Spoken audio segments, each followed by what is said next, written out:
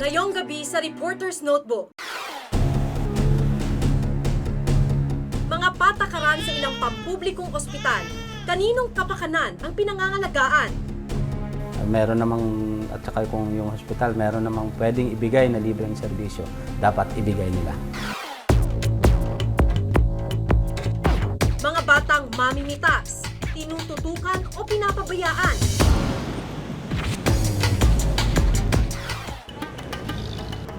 At mga party list representative, kinatawan ng mga mamamayan o ng iilan? Para sa yung party list? Ang party list ko nga bubutuin kasi yung buhay party list. Kumukontra sa gobyerno natin. Ayun kay, may Bisaya, ganon. Personal naming inalam, Sinaliksik ang bawat anggulo. bawat detalye, kinumpleto. Ang lahat ng yan nakatala Sa Reporter's Notebook.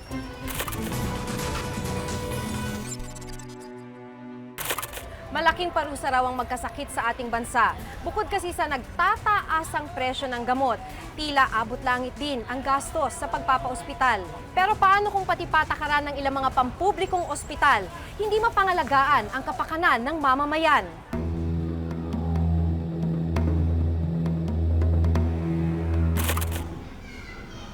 Madalas ganito nag-uumpisa ang araw nila Aling Rowena at ng isang taong gulang niyang anak na si Ariana. Tinitipid niya ang isang bote ng gatas para umabot sa buong araw. Umpisa na naman kasi ito ng paglapit kung sino-sinong politiko para lang maipagamot ang anak na may hydrocephalus. Nasa pinakahuling stage na siya. Yung puno na daw yung tubig, tapos yung utak niya, maliit na daw po yung utak niya. Nababalot na yung puno na ng tubig. Walang trabaho si Rowena. Iniwan siya ng kasintahan nang makitang itsura ng kanilang anak. Kaya ngayon, solo siya sa pagtataguyod ng bata. Senado ang balak nilang puntahan ngayon ng kanyang mga kasama. Dala ni Aling Rowena ang nanlalatang si Ariana dahil wala daw siyang mapag-iwanan nito. Kasi hindi po ako kumakain. Talaga po tinitiis ko na magutom basta para lang may pamasahe ako na pumunta sa hospital.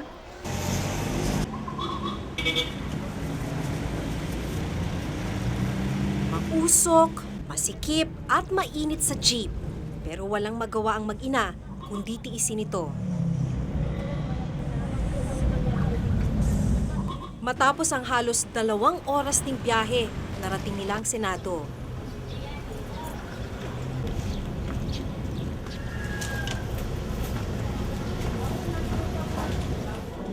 Makihintay na lang po kasi yung signatory, wala pa ho siya, baka may meeting sa labas. Kailangan po ng isang requirements. Yung ganito. Meron pa ho kayo? Opo.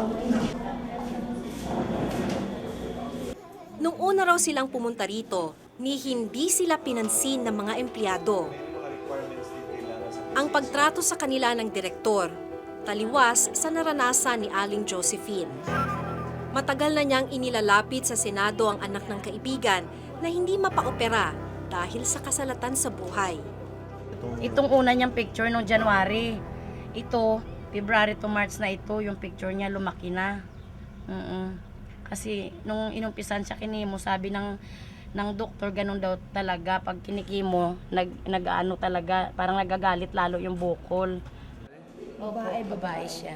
Mag-iisang taong gulang pa lang si Miss Rain ang tubuan ng tumor. Ito ang naging dahilan ng pagluwa ng kanyang mata. Naiyak nga ako tuwing naalala ko kasi sabi ko nga mabuti lang ako kasi tumutulong ako. Hindi ako ang tinutulungan. Mas masarap kasi yung tumutulong sa tinutulungan. At saka yung mga anak ko, malulusog sila. Minsan nga sabi nito ng nanay ng bata, naiinggit daw sa akin kasi malulusog yung mga anak ko. Samantala siya, isa lang anak niya, ganun pa may cancer. Guaranteed liter ito. Salat din sa buhay si Aling Josephine. Katunayan, wala na siyang pamasahe, kaya nakiusap siyang ihatid namin sa Philippine General Hospital. Dito kasi naghihintay ng gamutan ang bata. Sa labas ng PGH namin naabutan sina Marife at Miss Rain. 2006 October hanggang ngayon, pabalik-balik kami dyan hanggang lumaki yung mata ni baby. Hindi ko alam kung saan ako pupunta, hindi ko alam kung saan ako lalapit. Tapos nung pumunta po kami doon, 2 araw na sila sa emergency room. Hindi ma-confine ng bata dahil kulang daw sa higaan. At dahil hindi pa sila opisyal na pasyente, wala ring pagkain. hindi pa kami malipat kasi sa sobrang dami ng pasyente. Pag nakain ka na pala dyan, ikaw lang sarili mismo kukuha ka ng bed, ng ano. Ikaw na lang mo sarili mag-ano, hindi sila. Diskarte mo sa loob. Hirap na ang batang iangat ang ulo dahil sa bigat ng tumor. Hindi na rin maganda ang amoy ng bukol. Kailangan na itong lagyan ng plastic para maprotektahan sa mahapding alikabok at masahod ang likidong tumatagas mula rito. Nagpapatulong nga akong palagay dahil hirap na hirap ako magpalagay eh. Ang gawa ba naman eh, wala na, hindi na napakita. Sa kabila ng mga paratang laban sa kanila, tumangging magbigay ng pahayag ang PGH. Hindi rin kami pinayagang makapasok sa loob ng ospital.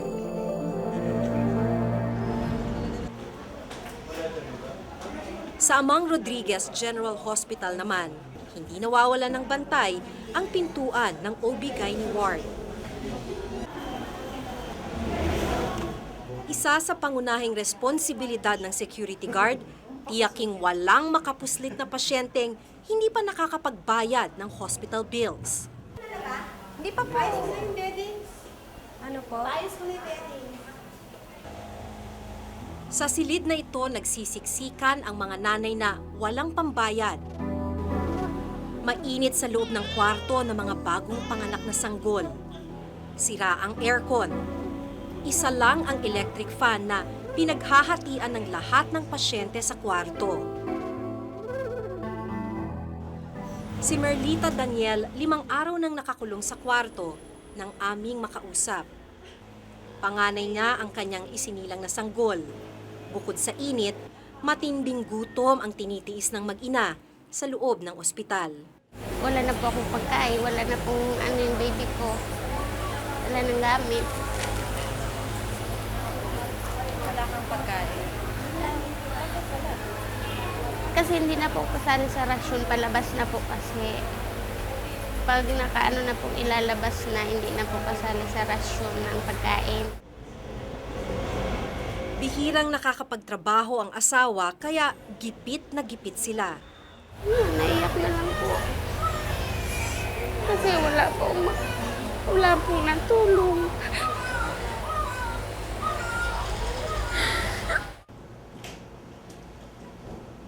Itinanggi naman ng administrasyon ng ospital na ginigipit nila ang mga pasyente. Pagka yung ganyan na hindi sila pinalalabas, kasi kung minsan hindi naman nakikipag-coordinate ang mga pasyente. So, siyempre, ang nangyayari diyan, they just claim na ayaw silang palabasin. Siyempre, meron silang bill. Meron kami kasing gwardiya doon sa ward. In order for them na maiwasan yung absconding or yung pagtakas ng mga pasyente. Ayon sa Health Alliance for Democracy o HED, ang ugat ng mga mapaniil na pulisiya ng mga pampublikong ospital ay matutunton sa limitadong budget at resources. Lahat ng pampublikong ospital, tinayo yan para sa iisang layunin. Pagsilbihan yung mahihirap, yung mga hindi kayang magbayad sa pribadong hospital. Pero dahil nga sa mahabang panahon na hindi naman dinadagdagan yung budget nila, walang mga bagong equipment o walang suportang ibinibigay sa pangkabuuan ng pamahalaan, napipilitan niyang mga ospital na yan humanap ng paraan para magpatuloy yung serbisyo nila. We will call their attention na dapat ipaigtingin nila yung kanilang assessment ng mga pasyente at dapat talagang they should stick to the policy na yung mga hindi makakabayad, walang kayang magbayad, meron namang, at saka kung yung hospital, meron namang pwedeng ibigay na libreng serbisyo, dapat ibigay nila. Sa kabila nito, madalas ang mga pagkakataon na sa pagkakasakit, hindi lang kalusugan ang naaapektuhan, kundi pati na rin kabuhayan. Ang kakausapin natin, mag-asawang nakatira sa waiting shed sa labas ng ospital, dito na sila nakatira para lang makapagpagamot. Ay, hello po. Ako po si Maki. Ang mag-asawang Rodolfo at Elisa Orhe, lagpas 1 taon nang nakatira dito sa labas ng orthopedic hospital. Bakit po kayo nandito sa labas ng ospital? Siya po, inabutan na siya rito ng stroke. Humingi ako ng tulong. Sabi po, ma'am, ng doktora sa akin, Manong, misis mo, iyan natin, x-ray natin, kukuha natin siya ng ano. Kako, ma'am, wag muna, ma'am. Bakit? Bakit, Manong? Wala pa kaming pera ka. Yun. Tumawag ako sa Panginoon Diyos. Humingi ng tulong kako. Wag naman sana mangyari, Panginoon. Buhayin din yung misis ko. Yun. Uuwi kami, wala naman kami umuwian doon, bahay. Yung aming maliit na kubol na pinagbili niya para makaluwas kami dito. Si Lola Elisa may sakit sa puso at naparalisa ng minsang atakihin. May libreng therapy sana ang orthopedic hospital pero dito mapakinabangan ni Lola dahil kailangan daw munang gamutin ang kanyang high blood. 8 buwan nang hindi umiinom ng gamot si Lola Elisa. Ito po yung gamot ko na ginagamit. Kaya lang, hindi ko na uli na inom ito kasi wala akong pambili. 3 beses sa isang araw. So pong isa? Itong sa puso, 1 beses lang sa isang araw. Itong sa vitamina sa buto, 3 beses. Maging si Lolo Rodolfo, sakitin na rin. Operado siya sa spinal cord at mahina na rin ang kanyang atay. Pero tuloy ang paghahanap ng paraang mabuhay. Swerte pa raw sila ngayon at nakahingi na sila ng kapirasong isda para sa pananghalian. Karaniwan kasi, nagkakasya na lang daw sila sa kanin at sabaw. Dito naghihintay ang mag-asawa na makamit ang gamutang minimithi nila.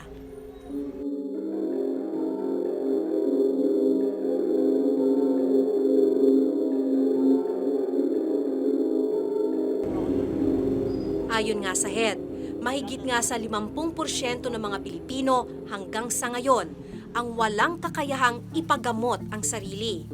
Nakakalungkot na sa pagkakataong kailangan ng iba ang tulong ng pamahalaan. Tila wala itong tulong na maibigay sa kanila. Sa kabila nito, mistulang kinalimutan na sila ng lipunan at pinabayaan ng gobyerno na malinaw na hindi sapat ang atensyong ibinibigay sa kanilang kahihinatnan. Ako si Maki Pulido at ito ang nakatala sa aking Reporter's Notebook.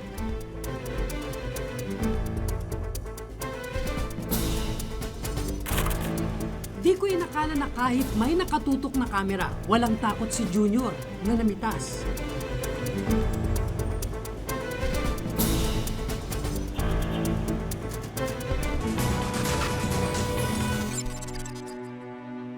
May mga gatas pa sila sa kanilang labi pero mistulang hari na sila na lansangan.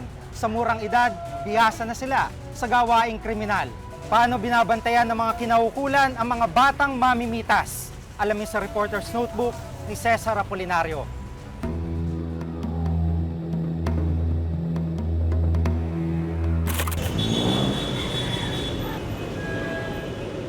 Isang ordinaryo at tipikal na araw sa Blooming Treat, Maynila.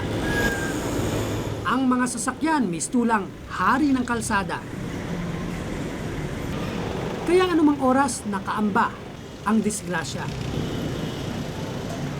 Pero para sa mga batang ito, ang kalsada mistulang playground nila.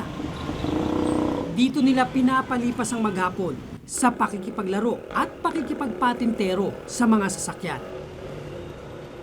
Dahil maghapon at magdamagang laman ng kalsada, kabisado na ng mga bata rito kung paano makakapagdilensya ng pera kapag inabutan ng pagkalam ng sikmura.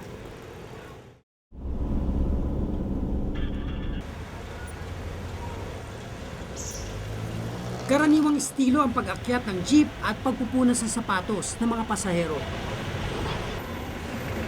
Pero barya-barya lang daw ang kita rito, kaya ang mga bata natuto ng ibang diskarte. Unay sasampa sa driver's side ng jeep. Kapag nalingat ang driver, sabay hablot sa tanga nitong pera o kaya'y pera sa cash box. Wala po kasi pangkain eh, kaya ginagawa po namin. Kasi kaya po ginagawa para makabili ng damit sa sarili. Ay, hindi na ako nga sa nanay ko, malaki na po ako eh. Saka mayroon yung nanay ko. Kaya ano po buwan sa sarili ko. Kahit kaya siya na ako. Sa unang tingin, naakalaing mga karaniwang bata lang sina Buboy, Junior at Jo Marie. Pero sa likod ng itsura ng mga inosenteng batang ito, nagkukubli ang isang madilim na sikreto.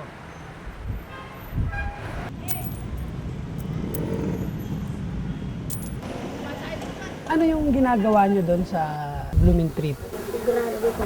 Nag-rugby ka din? Ikaw? Backride. Tricycle po. Ikaw? Hindi po. Nangunguha lang po ng kunta. Mhm. Tapos namibili ko po ano pagkain ko. Aminado ang tatlong magkakabarkada na isang dahilan ang pamimitas, kaya sila tumatambay sa Blooming Treat. Pamimitas ang tawag sa pang-snatch o pagnanakaw ng pera, alahas, cellphone o kahit anong gamit ng mga pasahero at driver ng jeep. Batang mamimitas ang tawag kina Junior, Buboy at Jo Marie.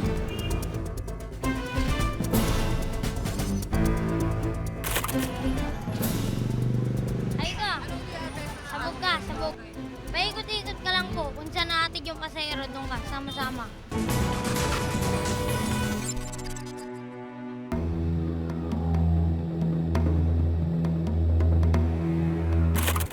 Para sa mga batang ito, animo, hinog na prutas na naghihintay mapitas ang mga pera at kagamitang kanilang nasisipat. Sa lugar nila kung saan ko nakapanayam ang magkakabarkada sa ilalim ng pagmamatsyag ng magulang at kamag-anak.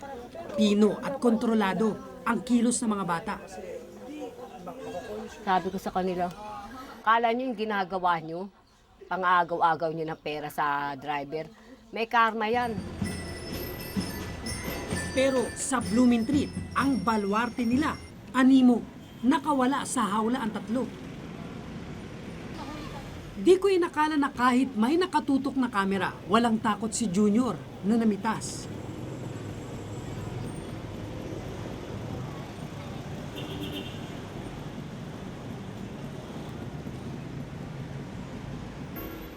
Pero nang lapitan siya at tanungin, itinanggi nitong may napita siya.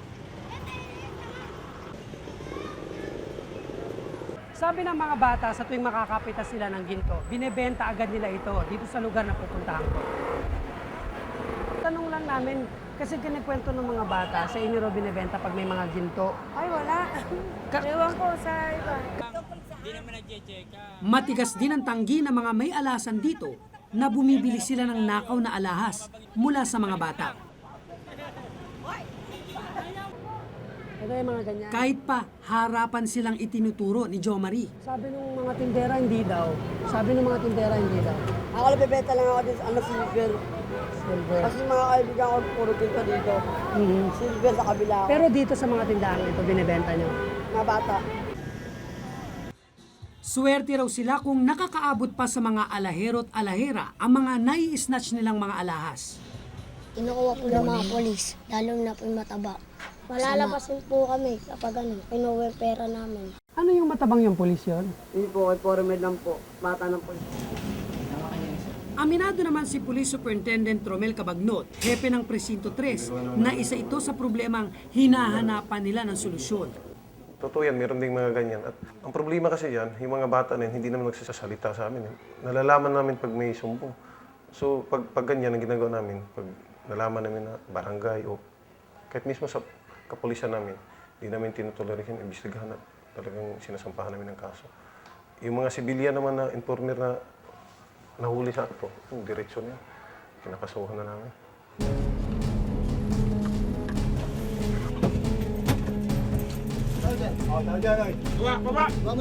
Tatlong beses sa isang linggo kumagsagawa ng anti-crime operation ang kapulisan ng Maynila. Sa pagkakataong ito, tila itinago ng gabi ang mga bata. Wala ni isang batang napasama sa hulihan. Yung mga bata pa nga, tinatawag namin yan sa DSWD. Minsan nga sumasama sila sa amin. Automatic, pagdating dito, kukunin yung pangalan, i-check yung record, tapos turnover sa kanila. Pero pag turnover namin sa DSWD, hindi namin alam anong kasunod nun. Minsan nga nakikita namin, ito na naman, ulit-ulit.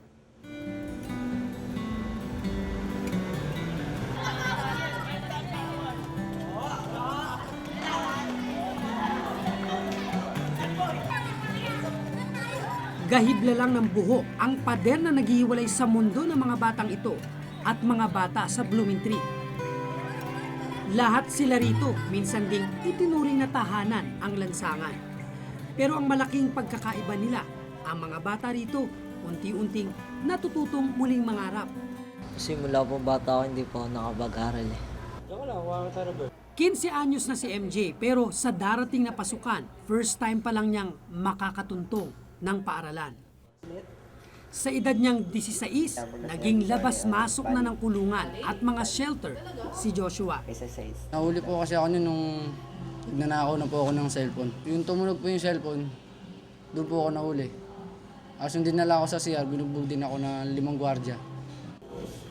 Si Ray naman, 5 taong gulang nang unang maglayas at magpalaboy sa kalye. 7 taong gulang nang sinimulang mag-rugby at magnakaw. 10 taon ang unang makulong at mabugbog dahil sa pagnanakaw. 3 taon na simula nang magbagong buhay siya. Minsan nakikita ko rin na ito pala ako, parang may nagbabago rin kahit papaano. Bukod doon kapag naboboring ako, kasi sa loob ng shelter, ganun.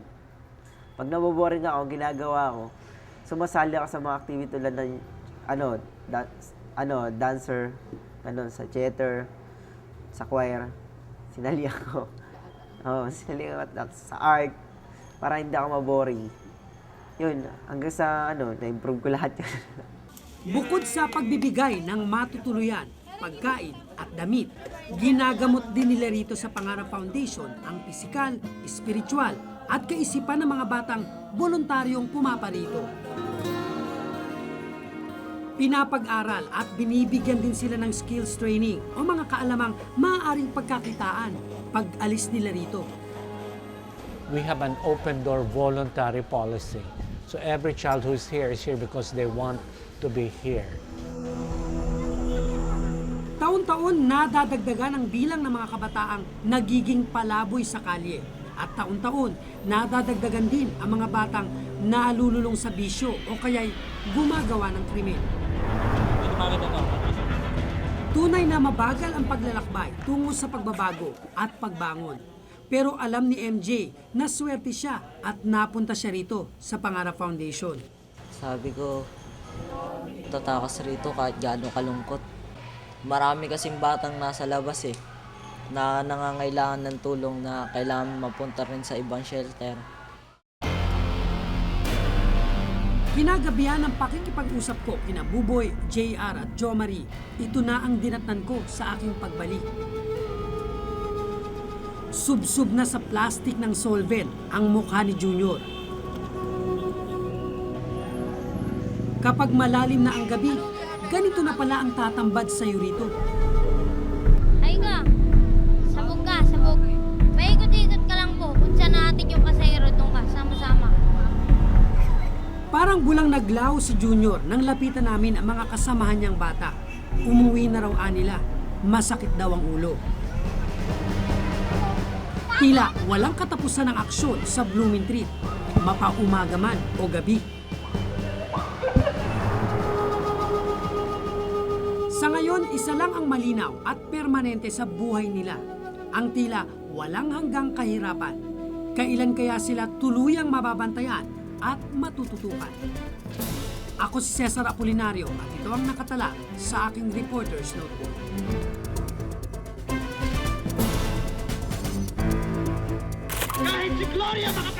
Tanong ko sa'yo, kayo ang nasa media, ano ba talaga ang papel ng party list para sa taong bayan? Mga party list representative, boses daw ng mga walang tinig sa Kongreso. Sa Reporter's Notebook ni Ralph Guzman, alamin kung tunay ngang nagagampanan nila ang kanilang trabaho.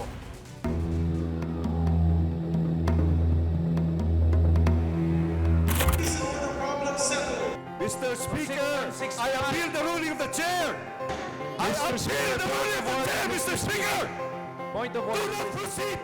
You have violated. The gentleman on the floor is out of order. 9 na taon na ang party list representatives na umuupo at nakikidebate sa Kongreso. Pero hanggang ngayon, tila hindi pa rin nararamdaman ng karamihan ang silbi ng mga party list. Nagpapatanggal ng mga tao sa mga nakapwesto. Grupong waray. Ilonggo kami sir, hindi kami waray. Kumukontra sa gobyerno natin. Hindi kasi ako pamilyar sa mga ng party list, kaya wala akong masabi. Diyan sila kumikita. Yun lang. Tanong ko sa'yo, kayo ang nasa media, ano ba talaga ang papel ng party list para sa taong bayan? Noong 1995 nang isabatas ang Republic Act 7941 o Party List System Act. 1998 nang simulang iboto ang mga party list. Mga ganap ding kongresista, pero imbes sa distrito, mga tinatawag na marginalized sector ang kanilang pinagsisilbihan. Mga marginalized sector, yung mga sektor na sa paningin natin ay hindi nakakapag-participate sa mainstream politics. These are the poor people, yung mga hindi makapag-participate sa mainstream politics natin. No? Sapagkat alam natin sa mainstream politics, kailangan na meron kang maraming pera upang mag-mount ng isang campaign. Ang mga farmers ba natin, ang mga urban poor ba natin, ang mga fisher folk, wala naman yan, no? Session is resumed. Mr. Speaker.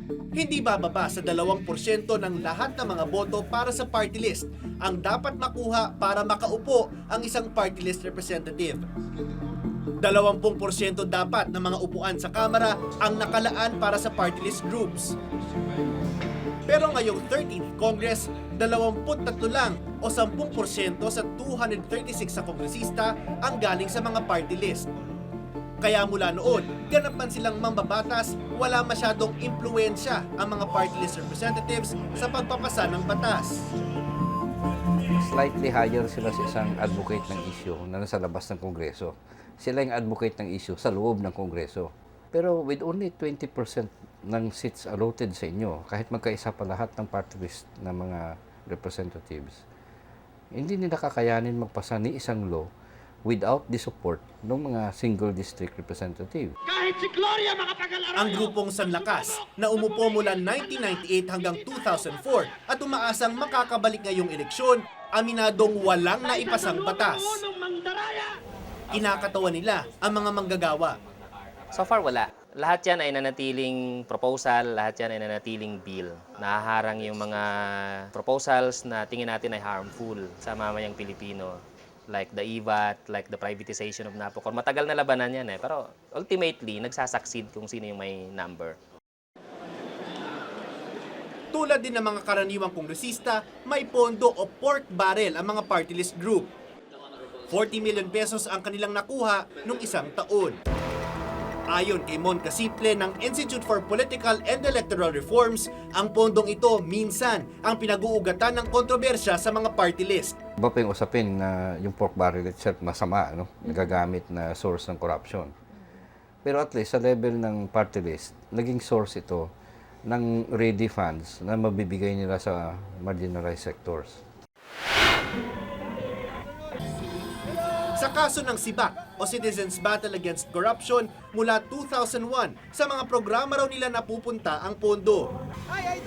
Sinasabing isang multi-sectoral party list ang SIBAC. Nire-representa umano nila ang boses sa mga tao na lumalaban sa katiwalian. Tayo po ay merong 1,230 scholars all over the country. Meron po tayong 40 hospitals and DSWD office all over the country. We have been helping our farmers, our young people, mga youth centers, ang ating mga barangay levels, sa ating mga LGUs. Tinutulungan po natin sila. Dahil survey mo, kabuuan na Pero hinaing ng SIBAC, mula 2005, inipit daw ng Malacanang ang kanilang pondo dahil sa pagpanig nila laban sa issue ng Hello Garci. Kami 205, 206, 207, ni Singkong Duling halos wala kaming makuha. Pare-pareho po yung project namin. For instance, scholarship. I have 1,230 scholars all over the country. Pare-parehong scholarship program yung aming proyekto. Pero sa kanila, priority, marirelease. Sa akin, hindi. Primarily because I signed the impeachment complaint. This is a matter that's between the congressman and the Speaker of the House of Representatives, as well as the Department of Budget and Management. We know that these are incorporated in the budget, and there are just rules for the disbursement of this type of funds. Ngayong paparating ng eleksyon at nagsulputan na parang kabuti ang mga kandidato sa pagka-party list, marami ang nagtatanong kung isusulong talaga ng mga ito ang pangangailangan ng mga maliliit o baka naman sa pansariling interes lamang. Ang party list na bantay ay isa sa mga pinaghihinalaang mula rin sa administrasyon. Ang kinatawan nito, si Retired General Jovito Palparan, iniuugnay sa ilang kaso ng extrajudicial killing sa bansa. Yun ang magiging focus. Depressed communities, mga nahihirapan at karamihan dito ay biktima ng kahirapan at biktima ng ating problema sa seguridad. Ang aso niyang si Bullet ang kanilang mascot, pero itinatanggi niyang tuta siya ng administrasyon. Wala akong kaalaman dyan sa akusasyon na yan. Kung ako ang tanungin mo, ay hindi naman kailangan magiging front ako ng administration. But of course, I will support yan. I will support the administration. Pero giit niya, huwag iboto ang militant party lists na nag-uugnay sa kanya sa mga pagpatay. Would you campaign against them? Yes, of course. Ito sinasabi ko na sa mga tao natin, huwag na tayong magpaloko sa mga yan. Kasi tuloy-tuloy tayong sasamantalain yan. At nakita mo naman sila pag nag-demand sa gobyerno ay hindi mo mahindian. Kasi kung hihindian mo sila, ay violence ang kanilang sagot. Ayon sa pag-aaral na isinagawa ng Institute for Political and Electoral Reform, epektibo ang party list group sa bansa. Isa sa nakikitang problema ay ang pagpili sa mga sektor na pinapayagang tumakbo. Tighten mo yung criteria para maliwanag kung sino yung ang papasok lang dyan. Other than that, yung buong sistema itself ng seleksyon ng mga parties plus yung kanilang pagkuha ng boto sa kampanya at pagdetermine ng seats ay mga problema. Hanggang ngayon, marami pa ring sektor ang hindi pa naririnig at nabibigyan ng pagkakataon na magsilbi sa kamera. Kagaya ng mga matatanda at may kapansanan.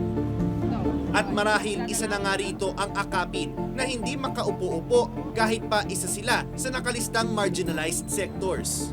Rinerepresenta nila ang mga may kapansanan. May kanya-kanya kasing area of assistance lang ang pwedeng ibigay ng isang NGO. No? Para for example, yung Office of Persons with Disability Affairs. Kailangan talagang maisabatas na yan nang sa ganun ay may isang opisina talaga sa lahat ng local government units para sa amin na siya nang mamamahala sa registration, siya nang mamamahala sa mga ibang mga pangangailangan. Instead na kung saan-saan pa kami opisina itinuturo. Ang pagpili sa party list representatives, singhalaga rin ang pagpili sa iba pang mga mambabatas. Kaya hindi sila dapat ipagwalang bahala sa araw ng eleksyon. Maging mapanuri at siguruhin ang mga mauupo ay tunay na galing sa mga sektor na di karaniwang nabibigyang tinig. Ako si Ralph Guzman at itong nakadala sa aking Reporter's Notebook.